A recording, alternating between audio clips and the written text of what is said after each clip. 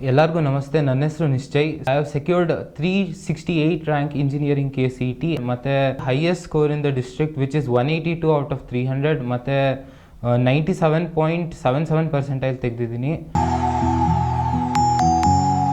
Life ಟೈಮಲ್ಲಿ ಒಂದ್ಸತಿ ಸಿಗೋ opportunity, so I have grabbed it.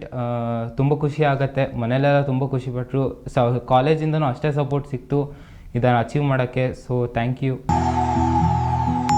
So ನಮ್ಮ ಕಾಲೇಜ್ 9 to 6 ಇರ್ತಿತ್ತು. ಸೊ 7ಗೆ ಮನೆಗೆ ರೀಚ್ ಆಗ್ತಿದ್ದೆ. ಮನೆಗೆ ರೀಚ್ ಆಗ್ಬಿಟ್ಟು 2 hours ಹೇಳ್ದೆ ಕೂರ್ತಿದ್ದೆ. ದಿನಕ್ಕೆ ಒಂದು 10 problems, physics in 10, chemistry in 10, maths in 10, unique problems ತೊಗೊಂಡು ಸಾಲ್ವ್ ಮಾಡ್ತಿದ್ದೆ. ಸೊ ಹೊಸದು ಕಲಿಯೋಕ್ಕೆ ಸಿಗ್ತಿತ್ತು ದಿನ. ಮತ್ತು ಪುನಃ ಮಾರ್ನಿಂಗ್ 3:30ಗೆ ಹೇಳುವೆ, 4ಕ್ಕೆ ಕೂತ್ಕೊಳ್ಳುವೆ, 4 to 7 ಪುನಃ ಇಟ್ಕೊಳ್ಳುವೆ. ಒಂದು ಟೆಸ್ಟ್ ಪೇಪರ್ ತೊಗೋತಿದ್ದೆ, ಅಥವಾ ಪುನಃ 10 ಕ್ವಶನ್ಸ್ನ ಆಫ್ ಯೂನಿಕ್ ಚಾಯ್ಸಸ್ ತೊಗೊಂಡು ಮಾಡ್ತಿದ್ದೆ. So it would help me a lot.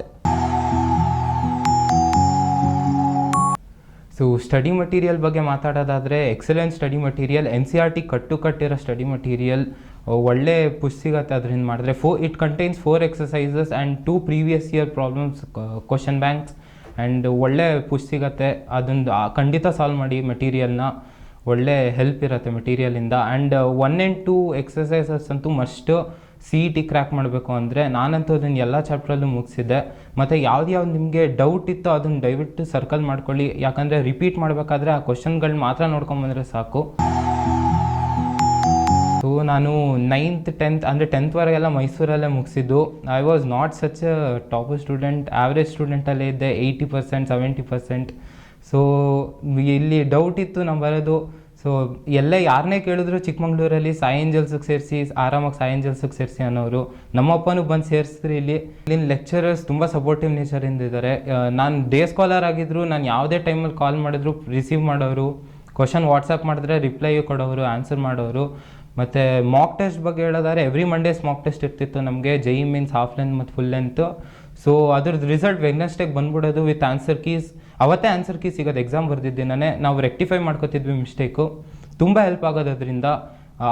ಅವತ್ತಿಗೆ ನಮ್ಗೆ ಗೊತ್ತಾಗ್ತಿತ್ತು ಏನೇನು ತಪ್ಪು ಮಾಡ್ತಿದ್ವಿ ಅಂತ. So this help me a lot. ಜೂನಿಯರ್ಸ್ಗೆ ಸಜೆಷನ್ ಏನಂದರೆ, ಅವತ್ತಿಗೆ ಆದಷ್ಟು ಟ್ರೈ ಮಾಡಿ ಮುಗಿಸ್ಕೊಡೋಕ್ಕೆ. ಅಟ್ಲಿ 1 hour ಇಡೀ ಕಾಲೇಜಲ್ಲಿ ಏನು ಹೇಳ್ಕೊಡ್ತೀರೋ ಅದನ್ನೆಲ್ಲ ರಿವೈಸ್ ಮಾಡ್ಕೋಬೋದು.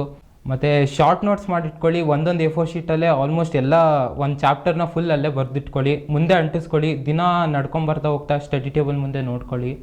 And it will help you a lot memorise ಮಾಡೋಕ್ಕೆ. ಮೆಮೊರೈಸ್ ಆಗದಿರೋ ಪಾಯಿಂಟ್ಸ್ ಎಲ್ಲ ಬರ್ಕೊಂಡಿರಿ. ಮತ್ತು ನೋಟ್ಸ್ ಇದ್ದೇ ಇದೆ, ಸಾಯಿ ಏಂಜಲ್ಸಿಂದ ಕೊಡೋ ನೋಟ್ಸು, ಅದನ್ನು ರಿವೈಸ್ ಮಾಡ್ತಾನೆ ಇರಿ.